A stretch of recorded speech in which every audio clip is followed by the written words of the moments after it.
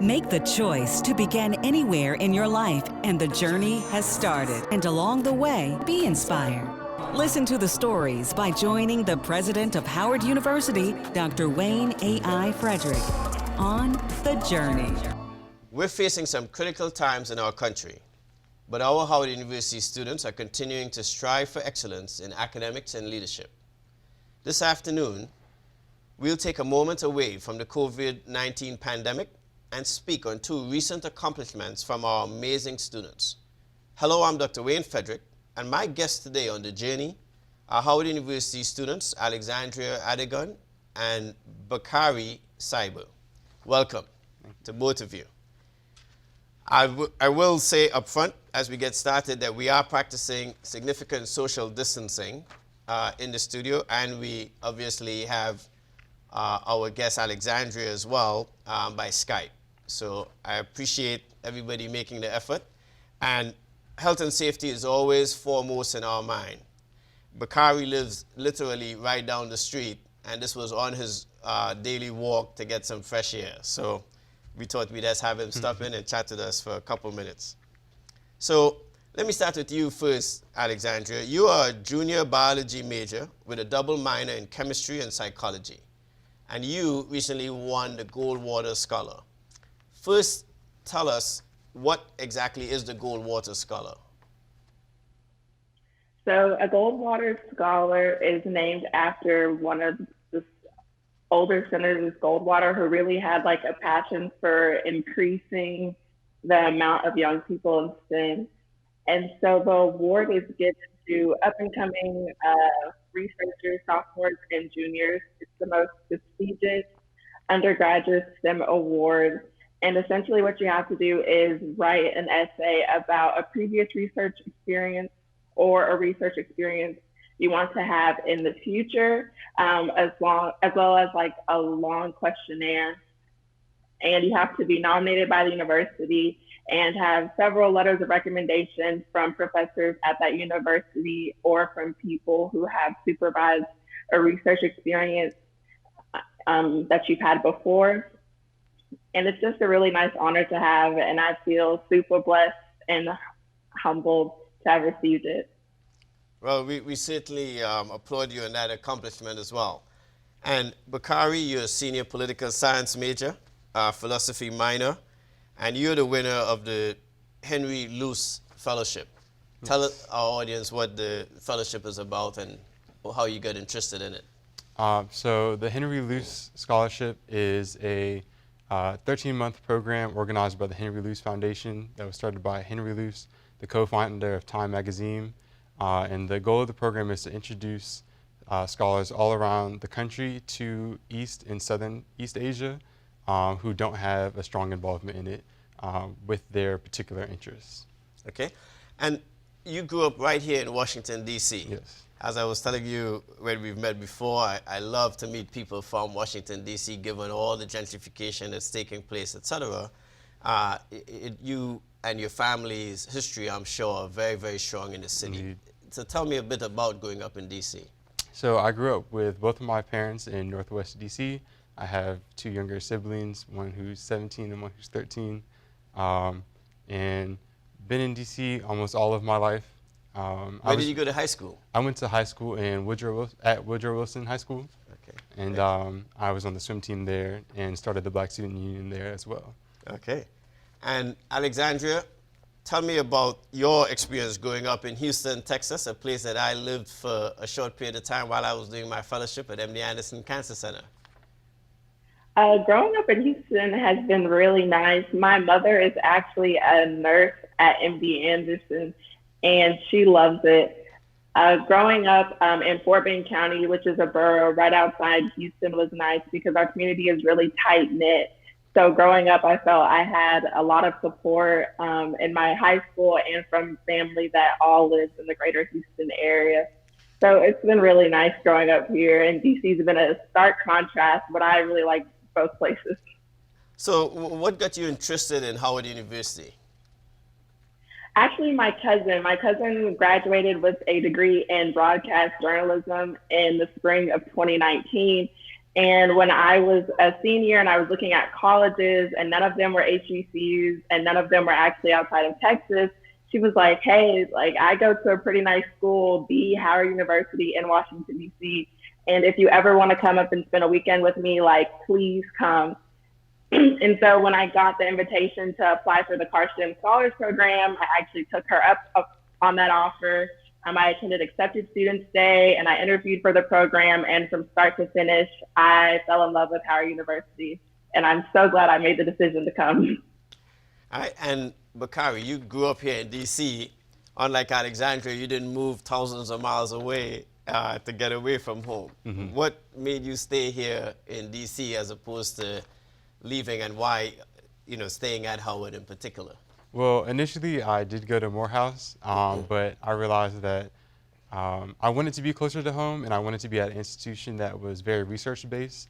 And with the legendary staff and faculty that's here, I figured there would be really good opportunities for me to pursue a career as an academic as well as an artist. Okay. And tell me a bit about that interest in terms of the artist aspect of what you're interested in. So it really emerged out of my interest in philosophy, looking at how I show up in the world and wanting to display that interest in a visual medium. So in particular, I'm very interested in sustainable textiles, but also part of my main interest is public health. And so I wanted to answer questions as to how I could answer questions regarding public health with visual art. And speaking of public health, we are obviously in the middle of a pandemic. You guys are taking online classes right now. Starting with you, Alexandria, what classes are you taking this semester, and how is the transition to online instruction going? Yeah, so I'm taking Biochemistry 1, Physics 2, Speech, and an online class already, Afro-Brazilian film writing. And so far, the transition has not been too bad. A lot of my professors have been super good about communication and having online office hours and really trying to be there for us as much as they can, posting lots of outside resources since, we don't have immediate access to them, and really encouraging us to use our classmates, to talk to them, to compare notes virtually, and to really try and make the best of the experience. So far, so good. Okay. And how is the technology adjusting to that? And what do you think is the biggest difference doing your class online as opposed to being with your classmates and the faculty members face to face? Well, so far, my internet connection hasn't really been an issue. My house is pretty well equipped with it, but I know for a lot of my peers, they don't share the same experience. And so I, am trying my best to help any of them if I can, and to also be proactive in any way I can with filling out surveys or pushing out information to some of my other peers, so that way they can get access to tablets or different information they may not have come across. Good. Well, we appreciate that. What has your experience been with the switch, Bakari? My experience hasn't been too different. A lot of my professors were already adequate with using technology and integrating technology in our classes already. So the only thing that has changed is using platforms such as like Zoom or Google Hangouts to facilitate class discussions. And what about not actually being with your classmates and the faculty? And one of my concerns as I was, making this decision and standing it up, I think there's a lot that Howard students get from being around other Howard students, and also that interaction that occurs. And as I often say, you may spend about 20% of your time in the classroom, but 80% of the good that you will experience here is because of the time that you spend outside of the classroom. And so how has that transition been at being actually with your classmates? That's definitely been difficult. I think that it has been harder to connect with students that I may not ordinarily have the chance to bump into, apart from the friends that I already have. I know that is just a side effect of having to social distance, but I think that through a lot of the classes, a lot of professors have made sure that we are engaging one another, whether that be through chat rooms or just group assignments. Mm-hmm. And what about you, Alexandria? How are you adjusting to that aspect of not being able to socialize? Yeah, it's definitely been a lot different. While at Howard University, I really take advantage of the opportunity to have study groups. And so not having that here has been different because not only do we study, but we also hang out outside of class, go get food or, just hang out on the yard. So not having that option to just run and go see someone is definitely different. But we try and make up for it by having like Zoom calls or FaceTime calls with each other to make sure that we're holding each other accountable as best as we can. Good. Let's switch gears a bit. Obviously, there's a global pandemic going on. There's a lot going on around you. It's disconcerting in many ways, and certainly it's an upheaval in our daily lives. What is your perspective of what's taking place, and how are you coping with getting through every day as this unravels? So for me, it's a little different because I have two parents that are deemed essential workers. My mom does manage a clinic at MD Anderson, and my dad manages several nursing homes. So they do have to go to work, and they have the potential to be exposed to a lot of these things. And, there's a decrease in PPE. So for me, it's kind of disheartening because I never know if, they're going to come home and say, hey, there's a confirmed case, and now I have to social distance myself from you, which is always a fear I have whenever they come home. So all I can really do is hope that the government gets these, frontline essential workers the actual protection that they need so that we don't have to go through this frustration of, separating a family in their own house, which has been really disheartening to see across the news. And so I just really hope that the government is listening to the professionals and the scientists and the new science that's coming out every day and the public health officials that we see coming out and really trying to, get us to flatten the curve and to shift the pandemic in the best way possible. We know that it can. Absolutely. And what about you, Bakari? Well, you're interested in public health. This must be something that you're looking at through a slightly different lens. What's your perspective about what's taking place? Well, first and foremost, I am taking all the precautions I can to stay safe. But secondly, I have no room for fear in my life. And so I'm not going to allow this opportunity to restrict me from doing what I would normally do.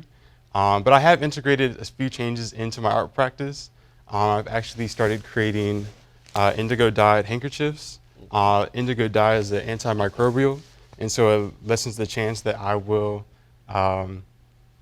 contract any bacteria from things that I touch with the handkerchief, such as like opening doors or anything else. Okay. And then in terms of the management of this, and as you see, there's been a divide in the country as people are concerned about younger people maybe not taking it too seriously, people in states with Republican governors not practicing social distancing or not staying at home. What has been your perception of what's taking place, and what do you think we should be doing as a country to get this right? I think that I'm a little disappointed with how people are responding.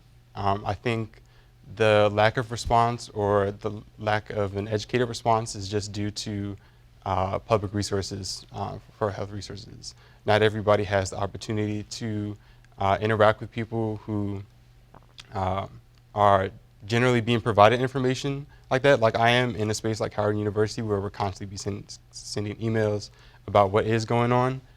So I really think it's up to us if we can't rely on our local government to interact with each other in a way that we can support each other, provide as much information that is accurate to each other, and fact check the information that we're getting. I think that's a very good point, making sure that we get the information out and making sure that we're pushing that in the right direction. Now, what are your long-term plans, Alexandria, as you use a Goldwater Scholar? What are you thinking is going to be in your future? So I am a member of the Karsten Scholars Program here at Howard University, and that why program. Why don't you explain a little bit about what the Karsten Scholars are? Sorry. Yeah, so the Karsten Scholars Program is an institutional push here at Howard University to increase the amount of African Americans that go on to earn their PhD or MD, PhD, NC fields. And I'm interested in the latter, in MD, PhD. I would like to get my MD in psychiatry and my PhD in regenerative medicine. So I'm really interested in stem cell research. And so long term, that is my goal. And I'd like to teach at the institutional level and to also have a research lab there as well. Okay, and when you say when you look at regenerative, getting your PhD in regenerative medicine and as well psychiatry, are you thinking of diseases like Alzheimer's and Parkinson's, people with traumatic brain injuries? What areas in particular come to mind that you would like to focus in? So I am particularly interested in anxiety, schizophrenia, and traumatic brain injury. And so if I can find some ways to bring them all together, that's really, I think, would be the best path for me, because my research interests are kind of vast. And so I'm looking for a way to kind of hone them in all together. But I had some really good hands-on experience in Vienna working with a model organism that underwent traumatic brain injury, and looking for ways to, label the brain so that we can see how it can reconstruct itself. And so I think after that experience, that's what I know more of, like, what I want to research. So Bakari and I were just thinking, you mentioned Vienna, Austria, just kind of casually, like it's down the street. You just worked in a lab there. So maybe you could expand on that a bit and tell us how did that come about, and exactly what lab in Vienna, Austria? Yes, so I was the first African American to ever be accepted into the Vienna Biocenter program. And so the actual institution that I worked at is the Institute of Molecular Pathology, and they have some really forefront leading scientists in pretty much every aspect that you could imagine. And so I was fortunate enough to work under Dr. Ellie Tanaka, and she works with the model organism, the axolotl, which is kind of like a really cute, medium-sized salamander that can amazingly regenerate any part of its body, from the tail to the hand to the brain. And so getting that experience was absolutely incredible. I got to meet individuals from all over the world with varying interests. And so I feel like that experience has greatly impacted me, not only for being a minority in a place where, they really don't have any, but also just seeing the amount of science and cross-cultural collaborations that can come about. Oh, excellent. That sounds like a very high-powered lab. Bakari, what about the Henry Luce Fellowship attracted you, and what has been your interest? What has been the reason for your interest in getting into that eastern part of the world? What attracted me about the Henry Luce Fellowship was the fact that the fellowship is very catered to me. While I am someone with a diverse set of interests, this opportunity would allow me to hone in on a particular subject matter that other institutions wouldn't normally allow someone with my background to have. And what attracted to me to that part of the world is really the artisanal history with textiles, and specifically artisanal dyeing with natural resources. So whether that be creating textiles from banana fibers or dyeing with natural dyes from onion skins to indigo or turmeric. And when do you head to Japan? I leave in June 14th. Okay, and that's soon. Yeah. Are you concerned that the pandemic may interrupt that and you may have to push it back, or what kind of information are you getting feedback on in terms of how to structure your travel? Well, the Luce Foundation has been very, very active in making sure that we are staying up to date with occurrences there, but also providing opportunities for alternative travel. So if Japan doesn't allow me to travel to the country, there are alternatives for me to travel in Asia that are safe still. Okay. I want to switch gears a little bit, and we're going to talk a few things Howard. So first I'm going to start with Bakari. Commencement 2020. I know that you've worked hard for that. Because of the crisis, we had to cancel commencement. What are your thoughts about how we should celebrate the class of 2020 and how you should get an opportunity to celebrate your graduation and all this hard work you've put in over the time that you've been with us? Well, I am disappointed that we won't be able to have a commencement this year. I think that part of the process of Howard returning the funds that would be going towards that was very helpful, easing the financial burden, and it would be great to continue doing that, but I think it's also important for the alumni to reach out to graduating students to make sure that they have opportunities post-graduation. Because this is a very unique experience that most of us haven't had, I think it's really important that the community bond together to make sure that each student who is graduating for the next 3 or 4 years has an opportunity to work within the Corona world, as people are calling it. You know, that's a very good point. The economic landscape is going to change. And when you look at job prospects, et cetera, data is coming out about unemployment. You know, in the first week of April, you also have data that's out about the number of unemployment claims. The job market, which just maybe 6 weeks ago was probably one of the best job markets for graduating seniors, has now really changed. And I think you make a very good point about getting the Howard community to rally around that. And both of you obviously have plans as you look forward, but it is something that I think we have to be vigilant about as well. Alexandria, you spoke about, you know, kind of why you came to Howard and the things that you miss. What are you going to do going forward to make sure that you savor every experience of your Howard experience that much better? What do you think you will do differently as you move forward? I think kind of being at Howard has spoiled me a little, because sometimes maybe somebody's coming to speak or there'll be an event going on and I'll say, oh, well, I think I'm a little bit too busy and I know there'll be another one coming up soon, so I'll just go to the next one. But I think my senior year and having, you know, half a semester kind of put on hold would really make me take advantage of more of those opportunities. Like if there is a speaker coming to the bookstore, to go see them. If there is a concert happening on campus, you know, maybe I have to run from one side of the other to get there, but to really just savor a lot of those moments with my friends before we graduate and, you know, move to every end of the country to do different things. And I want to underscore that, because you spoke to something that I always talk about. I think sometimes we take the riches at Howard University for granted, and the riches really are in the people and the experiences. And sometimes I think we sell ourselves short. You know, we have great speakers come, I think, at almost every single event, and it's something that we really should show up and not take for granted. And I really appreciate you making that point. Anything that you think 6 weeks ago you either had a plan for or you were about to do that you think now today as you look forward doesn't seem as important, or something that seems even more important now that you probably have changed in your daily positioning or how you're living your life daily?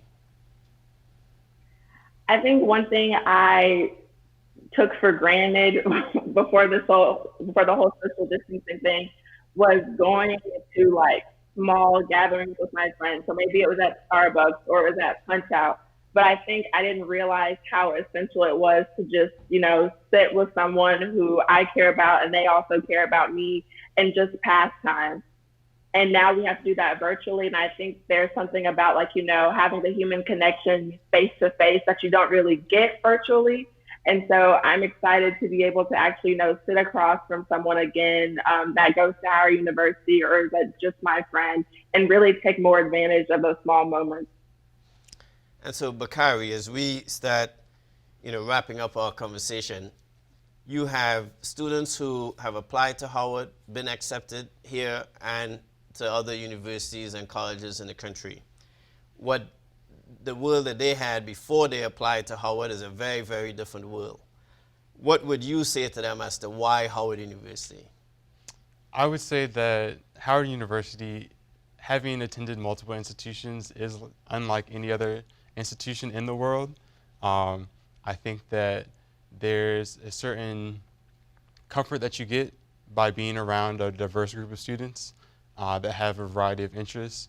And it also is inspiring. You may end up changing everything that you'll be doing from the time that you start, from the time that you finish, but you know that because you've been associated with such a university that you'll be supported the entire time through and then after. And Alexandria, I want to pose the same question to you. Why Howard University for that student who is at in Texas. I believe there's a Bakari High School in Houston, Texas. So that senior who is looking at you and listening to this and saying, why should I still go to Howard University and be so far away from Houston, Texas? Well, I think that there's a certain invaluableness that you get in seeing people that look like you do things that maybe you thought you could never do. I grew up in a predominantly not very diverse area. And so in me actually going to higher universities and seeing scientists that look like me really did something for me in terms of like the morale and what I thought that I could do for myself. And so if you are a person from Texas looking to really make that move, I would say to do it. You'll have communities. We have the Texas Club. You'll meet so many people that will become that tight-knit community on campus. And I would say to just take that leap of faith and do it. It'll be the best thing you do. Well, I want to thank both of you for being here today. My guests today were Howard University students, Alexandria Adigun and Bakari Sibert. I'm Dr. Wayne Frederick, and it is my humble pleasure to get the opportunity to talk to both of you again, and also to be inspired by your accomplishments. Both of you epitomize exactly what the Howard University student is about. And I think as we traverse this new world that we're living in, I hope that many of our viewers, and especially our community, will take some solace in the fact that everything that could be right about the world, in my opinion, is right here at Howard University. And it really lives and comes to life in people like yourself. So I really appreciate what you guys are doing. I ask you to continue to be safe, to stay at home, follow whatever directions are taking place in your jurisdiction, and please continue to stay connected to all of your loved ones and your Howard family as well. I'm Dr. Wayne Frederick. Please join me next time on The Journey.